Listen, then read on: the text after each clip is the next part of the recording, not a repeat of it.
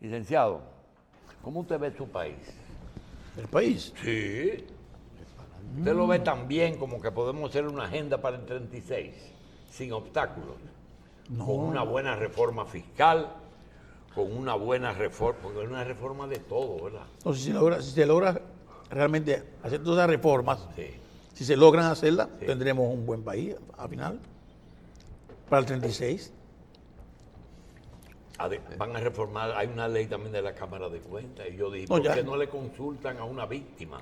No, ya esa ley ya había sido aprobada primero, pero el presidente la objetó y mandó sus recomendaciones y fueron tomadas ahora. Bueno, Terrero, Una cosa, Carlos, de esto que estamos hablando, de esos procesos de cobro de deuda del Estado, de cosas, no puede existir algún informe de una Cámara de Cuentas que haya investigado esa cosa. Debería estar. Debería, ¿verdad? Claro que sí. Está bien, sigue. Terrero, se habla de reforma fiscal y quizás de reforma tributaria. Como contador público autorizado, ¿existen impuestos que quizás que hay mucha posibilidad de simplificar la forma de tributación que hasta puedan hacerla menos costosa y más efectiva? Bueno, mira, yo estuve viendo un análisis que hizo o que está haciendo la Universidad Autónoma de Santo Domingo sobre su reforma. Sí. Y real y efectivamente lo que tiene la universidad es sumamente interesante, que es hacer una reforma del sistema completo tributario que no necesariamente sea para aumentar impuestos, sino inclusive hasta para disminuir impuestos y poder aprovechar el renglón de omiso y de evasores que existen en el país, que es bastante grande, y además eliminar algunas exenciones. Aquellas posiblemente que no vayan a impactar negativamente en los consumidores, porque la mayoría de las exenciones son cosas que el gobierno dice, bueno, no me lo pague para que no lo cargue al consumidor final. Pero, así es. Con respecto a lo que dice Michelle, ¿cómo te digo? De que no existe legalmente o en ninguna parte un mecanismo por el cual uno pueda cambiar, entregar, hacer una especie de compensación entre lo que el Estado me debe a cambio de lo que yo debo pagar de impuestos. En un estado financiero del gobierno, vamos a decir, ¿es conveniente tener muchas cuentas por cobrar? Mira, Carlos, nosotros hemos estado hablando de eso esta semana, mucho, de que una persona que el Estado le deba pueda pagar un impuesto o una deuda al Estado con esa deuda y compensarla. Pero ocurre lo siguiente, el Estado necesita que tú pagues ahora lo que tú debes. Y si tú le consigues habilitar todas las deudas que tiene el Estado, empiezan a negociar y a transferirla. Y entonces el Estado no va a recibir nada. Lo que nosotros decimos es que por lo menos un porcentaje se deba de amortizar. Pero es que es demasiado dinero. La deuda interna yo creo que es mayor que la externa, creo. no es mayor, no. Lo que pasa es que... Lo que pasa es que no está cuantificada completamente. Sí, Porque no está, ¿cómo se llama lo que hace Hacienda?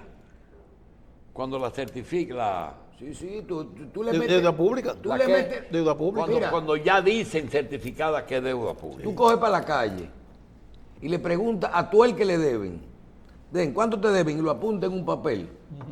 Y eso no te va a cuadrar nunca con los numeritos que te pasan a ti de que debe el costo. Aquí se debe mucho más porque al final, pero aquí tú coges para la calle y cualquiera te dice, me deben 200 millones, me deben 500 millones, como que no es nada. Y no pueden compensarlo. Y la deuda vieja, no sé, ¿cómo es? Se dejan poner, no se pagan y las viejas nuevas se dejan poner viejas. Sí, pero las nuevas se dejan poner viejas y las viejas no se pagan. Pero en un estado financiero, las cuentas por cobrar se presentan como parte de los activos. Claro. Entonces, lo que yo digo, al gobierno le conviene decir, para cuestiones de sus emisiones de bonos, de su calificación financiera y todas esas cosas, le conviene decir que hay mucha gente que le debe. Sí, pero lo primero es que el Estado Dominicano no tiene un balance general real actualizado, no lo tiene. Ok. Para saber ni siquiera qué me debe y qué yo debo. Eso es de la computadora. Ni siquiera los activos, activos fijos, todavía lo tienen. No, esa etiquetica que le ponían a cada objeto dentro de una oficina pública, del archivado. Casi que ayuda a todito. No, muy poco. Yo sé que Terrero tiene un comentario, pero yo quiero decir algo sobre ese tema. Porque no todo puede parecer que uno hace planteamientos siempre en función de a veces hay que ver la lógica. Mira, es normal y bonito y práctico que dice, pero si el gobierno me debe, yo puedo, y yo le debo al gobierno, yo puedo pagar esa deuda con eso. Eso es así. Pero también hay que pensar en nuestro país. Y no es por romántico. Aquí aparecen unos tulpenes. Si habilitan esa ley, eso hay que hacerlo, como dice el doctor Jacín, primero en un porcentaje. Y segundo, hay que ponerle una fecha para atrás y decir, toda deuda auditada hasta el año 2020. Porque, oye, ¿qué pasa? Si aprueban algo que digan, todo lo que el que le deba, eso es lo que comienza a hacer. Comienza la gente a combinarse y decir, espérate, si yo le comienzo a dar servicio al Estado ahora y me endeudo con el Estado, el Estado se endeuda conmigo por cientos de miles de millones, aunque no me vayan a pagar, y después salen para la calle a buscar a los empresarios que pagan impuestos y a venderle ese deudo para que cambien. Para que cambien eso, para hacer negocio. Porque, óyeme, aquí, en este país, hay que tener cuidado con todas las medidas. Sí. ¿Tú entiendes? Porque, oye, aquí hay unos turpenes. ¿Por qué tú crees que a crear deuda para vender? ¿Por qué tú crees que la ley de cine se cuestiona? Y ojalá que la gente del cine no me den duro. Porque hay gente que utiliza porque eso para que le rebajen impuestos. No. Hay gente, la ley de cine es bonita, incentiva el cine. Hay gente que se ha hecho cineasta después de la ley. Oye, aquí hay gente que... para los incentivos. Aquí hay gente que para coger los incentivos. Aquí hay películas que se han producido para poder coger los incentivos fiscales. ¿Y está ahí la ley? Pero no solamente eso, Carlos. Aquí hay productores de cine que venden los incentivos fiscales a los empresarios. Que le venden, mira, tú me vas a donar $1 millón y yo te voy a devolver 750. Yo quería completarte algo que tú comenzaste. Escúchame. Hay dos ejemplos. Una es el aeropuerto de Herrera y otro es la autopista de circunvalación. Cuando declaran de utilidad pública las tierras que iban a ocupar la avenida de circunvalación que iba desde el puerto de Jaina hasta la autopista de Samaná, declararon una porción de tierra que tenía además una ventaja para los propietarios, que en toda parte del mundo lo toman en cuenta, que es, está bien, te estoy declarando y prometiendo pagar 100,000 metros que te cogí, pero esos 100,000 metros tú lo que tenías era 100 tareas. Suponiendo que sea eso, tú tenías tareas y esas tareas se convirtieron en metros y cogieron valor porque tiene una avenida adelante. Claro. Lo que hicieron con los canales de riego. Entonces, cogieron la avenida de circunvalación, la declararon, no le pagaron a las personas y además le vendieron a terceros esas tierras. El Estado. Sí, le vendían. La mayoría de la gente que están ahí no eran tenedores de esas tierras. ¿Qué es lo que procede? Lo que procede es lo que hizo el gobierno, creo que fue de Leonel, con Balaguer un día decide ampliar la autopista Duarte. Busca 5 contratistas, le da los contratos, no le paga y hacen la autopista Duarte. ¿Qué hace? Que el gobierno vino, le dice, mira, yo no tengo dinero. Le entregaron en las tierras de Herrera a cambio del pago. Y ellos vendieron a Corripio y al otro, y ahí se resolvió. Y yo pregunto, ¿por qué, además de pagar el impuesto, el otro porcentaje se pueda pagar el terrateniente más grande que hay aquí es el Estado Dominicano. La provincia de San Pedro de Macorís tiene 4 ingenios que son los dueños de la tierra de San Pedro de Macorís. Porvenir, Santa Fe, Esperanza Consuelo y ¿cómo se llama? Y Quiqueya. Pero yo te voy a... Entonces, esto es lo que pasa es que hay que tener voluntad. Y esto que tú dices, los toleteros que está diciendo Michel, son los que se encargan de enredar toda la pendejada. Sí. Pero mira, yo te voy a hacer una experiencia personal. Hace como 10 años, yo creo que inclusive el primer gobierno de Danilo Medina, se juntan, o nos juntamos un grupo de amigos. Habían unos abogados. ¿Qué es una ley de cuota litis?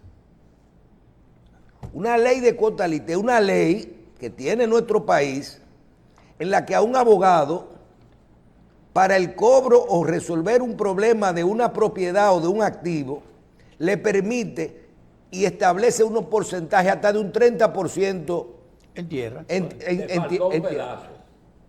Cuando esa persona no tiene para pagar honorarios, entonces se habla con el abogado para hacer un acuerdo. Mira, tú me vas a llevar el caso y yo te voy a dar un pedazo del pleito. Ese pedazo no es necesariamente un 30. La ley dice que no puede ser más de un 30, pero pueden acordar un 10. Hasta un 30. Hay abogados que te dicen a ti, yo soy dueño de tal propiedad. Bien. Pero tú, ¿sabes cómo quedó? Porque era una cuota litis. Bien, entonces, oye el cuento. Pero eso se establece. Pero eso no es malo. ¿Y qué tú quieres? Dice que tenemos un problema, dicen los abogados. Tenemos clientes que tienen tierra o que el Estado le debe, que nos están dando bajo ese contrato para que cobremos. Y digo, ¿y de qué le deben la tierra? Dice, tierra, deslinde de tierra, pleito de familia, casos de tierra, pero también hay casos de deuda del Estado. Y digo, ¿de qué deuda? Dice, deuda de contratistas y deuda de declaraciones de utilidad pública. ¿Y cuál es el problema? Que nosotros necesitamos un grupo de empresarios, que hagamos un fondo, porque ¿qué pasa? La ley establece unos porcentajes. Dice, y nosotros a veces cobramos unos honorarios legales hasta la ley, hasta el margen, porque a veces tú cobras un 10, a veces tú cobras un 20. Pero ¿qué pasa? A veces, ahora ese grupo de gente quiere que le avancen dinero. No estamos hablando de comprarle la deuda ni la cosa por el 40 ni por el 50. Quiere que le avancen dinero hasta que algún día cobren. Una gente que tenían 100 millones de pesos, a veces quieren 10 o quieren 20. Y necesitamos el mecanismo que no sea el legal nada más, como que ustedes absorban esa deuda. Y se armó muy bien. ¿Y cuántas veces? Y si eso se cobra, y si, ¿cómo hace todo el mundo? Y si yo meto $1 millón en eso y el otro mete 1, juntamos 10. Y si esos 10 se lo avanzamos a los que tienen 2 veces al año, le vamos a sacar un 20%. Ah, pero eso es el doble de lo que te da un banco. Ah, por ese negocio. Oye bien, y como a la semana apareció todo este liazo. Porque este liazo apareció en la justicia ahora, pero uno lo comenzó a ver cuando comenzó a moverse. Posición anterior. ¿Es ilegal que un abogado cobre una deuda? No. ¿Es ilegal un empresario haga una cesión de crédito o una cesión de deuda? Tampoco. No. Si está Andrés Terrero, digo, hoy tampoco es ilegal, pero Terrero te dice, hoy se ha puesto que no es ético. ¿Por qué? Porque ellos hicieron utilizando cosas normales, ilegales, actividades supuestamente ilegales. ¿Tú me estás entendiendo? Pero nada de eso es lo que hay y nada de eso ha cambiado. Hoy, si el Estado te debe y te paga, tú tienes toda la posibilidad de buscar una firma. Aquí hay hasta una ley de lobismo. Y pagarle por esa vaina. Pero se supone que el gobierno, Michel, tiene que pagar cada vez que declarar de utilidad pública cualquier cosa. Se supone... Pero lo dice la Constitución de la Terrero, República. yo viví a una administración de impuestos internos, para que tú sepas si esa es una operación orgánica, habitual. Lo viví con mis ojos, peleando con unos abogados, porque impuestos internos le estaba cobrando la ganancia de capital del 30% del contrato. Y que si le facturaban y que si no le facturaban, y ellos que en base a la ley están exentos. ¿Pero a quién le estaban cobrando? A los abogados, por el 30%, porque si tú llamas... Pero ellos no han cobrado, si no han recibido si nada. el Estado te paga 100 millones de pesos, y al abogado hay que darle 30 y 70 al que le debían la deuda, porque el abogado tiene el 30%. Sí. La ganancia de capital de eso, Pero no es en tierra, de las es en empresas, efectivo, ¿no? en efectivo, Ok. papeleta mató a menudo. Ok. Ah, no, que si tú le facturaste, que si tú tienes costo. Sí, pero tiene que pagar el abogado. Pero los abogados, hay una ley por ahí que dice que los abogados están exentos en lo que son los porcentajes del tema de los 30% de los impuestos. Pero es un ingreso, se supone. Por eso pero yo no te, óyeme, te estoy diciendo que es un proceso tan orgánico que estaban discutiendo el pago de los impuestos. Ya si es legal o no es un problema de los abogados, digo, si hay una disposición o no. Sí. Yo sí te estoy diciendo que es normal. Como dije el otro día aquí también, una dirección de impuestos internos, tú puedes tener todos los anticipos y todas las leyes y todas las cosas. Cuando tienes que cerrar un periodo fiscal que dice, yo tengo un objetivo, un mes flojo, ¿sabes lo que son los trimestres? Porque hay trimestres grandes. El que se paga el impuesto sobre la renta, marzo, abril, agosto, septiembre. ¿Cuáles son las otras dos fechas que la gente paga impuestos? Lo personal y lo... Septiembre. Son fechas. Abril, septiembre. El ITEBI mantiene el flujo del mes. ¿Y por qué mensual? Porque es mensual. Ven acá.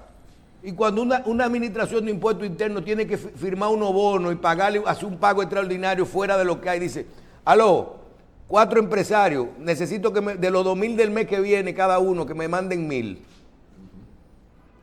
Abono a cuenta. Abono a cuenta para poder cerrar en azul. Entonces, esa es la práctica real de todo eso. Eso no es ilegal. ¿Y quién se mete ahora? ¿Cómo está esto? Y es malo tú hacer una cesión de deuda. Sí, pero Y es malo venderle al Estado. Y es malo que un abogado le coja un caso a una persona que el Estado le debe.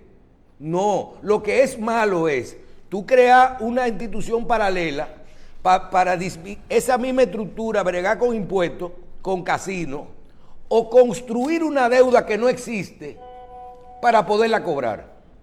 Eso es eso. Entonces, eso es ilícito. mezclar con una actividad normal y legal. una ilícita. Si un pendejo le dio, el problema no es el 40 y el 50 y el 30. Aquí no es verdad que el problema es que te estén cobrando un 50% para cobrarte una deuda. Aquí hay deuda que la han vendido por el 30%. Aquí hay deuda que la han vendido por el 30%. Oh, pero ven acá, que nosotros somos los sucesores de las tierras del aeropuerto de Santiago. Hace 35 años, 40 años. Se van 10 a años. morir, no van a cobrar. Esa gente te dicen hoy, son 200 millones, Dame. dame 50 millones, dame mi cuarto. Ya. Es un problema tuyo. Valor presente. ¿Tú me estás entendiendo? Ahora, lo que ocurra de ahí para adelante, tú no puedes estar vinculado a eso. Sí. Pero mira, Michelle, este comunicado que, como dijo el doctor Jacín, se lo ha leído a la gente para que no tengan que leerlo en el periódico. Es mejor escucharlo que leerlo. Mira, es que esto tiene que aclararlo mejor. Porque realmente aquí lo que tú estás diciendo es, ¿qué es lo que el Ministerio Público dice? El Ministerio Público dice que ha habido un dolo en la operación. En la operación. La operación es que esto se hizo sobre deuda que había en el sistema, como deuda pública, que hubo una combinación para pagarla, pero que hubo beneficiarios que eran funcionarios públicos, es lo que estoy diciendo. Y este mismo comunicado dice al final, mis defendidos no eran funcionarios públicos, no los eran. Entonces, el delito es, primero, que si hay una operación del Estado, que el beneficiario final en una parte sea un propio funcionario público. ¿Entendiste? Sí. Por eso, o sea, está diciendo, Pero, bueno, pero yo lo que he hecho es que soy un intermediario aquí y hay un pago y yo me intervino en el medio como intermediario y voy a cobrar una tajada por ella, que no es pecaminoso. Pero si tú no eres empleado público, si eres empleado o funcionario público, estás metido en un problema. Mira, lo que es el Ministerio Público. Claro, sí, pero lo que pasa es que en este caso hay que tener mucho cuidado, porque todo esto se ha sancochado y hemos mezclado. ¿Cómo que se llama? Es una zambumbia. ¿Verdad? Una zambumbia. Yo te voy a decir algo. En Rusia hay unas muñequitas que al doctor Jacín le gustan mucho. Las matrioscas. Son unas muñequitas que tú la vas abriendo y adentro te sale una más chiquita. Sí, sí. Mira eso al revés. De a chiquita para grande. Eso es lo que siempre va saliendo de ese caso. Sí. Ese es un caso complejo. Todos los días sale algo nuevo. Oye, es un caso complejo y yo te digo a ti que a veces lo mejor es, porque de una cosita sale otra más grandecita y de una sale otra. Hay que tener, son muchas implicaciones que tiene todo eso. Sí. Ahí hay un caso legal, hay un caso de ética, hay un caso que son los privados, hay un caso que son... Todo eso está, porque son muchas operaciones y cada una de esas operaciones tiene una razón. Podría ser un juicio diferente. Podría ser un juicio diferente. Lo que extraña también es que el Ministerio Público haya reaccionado de esa forma, Michel. Como reaccionó. Con el sentido de lo que están diciendo la gente. O sea, el Ministerio Público tiene su caso. Terrero, la semana pasada tú y yo hablamos aquí del acuerdo de Brasil. Bien. Y aquí, hace un mes, se firmó en Brasil el último descargo total a Marcelo Odebrecht. Odebrecht ya no hay caso. Oye bien, no hay caso. Se dejó sin efecto el caso Odebrecht entero, pero al final a ese caso le pusieron una coletilla. Y eso mismo, nosotros le dijimos, Terrero y yo un día aquí, hace 8 años, 9 años, señores, hay un antes y un después de Odebrecht. Así es. Y eso mismo que lo miren hoy. Que busquen la sentencia de Marcelo Odebrecht de hace un mes, donde se deja sin efecto todo. Ya usted, todo lo que pasó no ocurrió. No pasó. No pasó. Nada fue verdad y todo pasó sin efecto. Le pidió perdón. Oye bien, pero al final dice, salvo en los acuerdos que ya había llegado él y las cosas que había hecho y propuesto y aceptado. ¿Por qué? Porque tú no puedes decir que una cosa no ocurrió y tú dijiste que ya, sí ocurrió. Óyeme, ya tú pagaste multa por eso. Y tú confesaste por ello. Confesaste por eso, te metiste. Entonces, dije, eso, pero nada más para fines de dinero y de saberlo, lo otro quedó sin efecto. Así es. Lo otro quedó sin efecto. El modelo de la delación premiada y de los acuerdos es el modelo brasileño. Que vayan y lo busquen, eso mismo es lo que ustedes van a ver ahí. Y cómo carajo, pero si fulano ya se declaró culpable, firmó un acuerdo, estaba suelto, dijo que él había hecho esto, que sobornó en tal sitio, que sé yo cuánto. ¿Tú entiendes? ¿Por qué? Porque ya ellos, aquí nada más ellos dijeron que dieron 92 y le pusieron a pagar multa por 200 y pico. Que por cierto, no han llegado la diferencia. No deben. Que paguen. Sí. Pero está diciendo ahí ahora... De verdad hicimos un acuerdo, pero ya el caso no existe. Salvo que el acuerdo tiene que darlo lo económico. Salvo, pero de lo que ellos confesaron que hicieron, ya no ocurrió. Exacto. No ocurrió. La muñequita, ¿cómo es, Carlos? La matriosca. Una cosita, sale otra cosita. Quiero saber, yo maté uno, hay un cadáver, está el muerto, la sangre, la pistola y todo el mundo, pero no ocurrió. No ocurrió. Sí. Entonces, eso, porque se firmó un acuerdo. Entonces, ahora no ocurrió, no hay prueba, el juez era corrupto, era político, era... Pero ya lo que había pasado y lo que se había firmado tenía que mantenerse.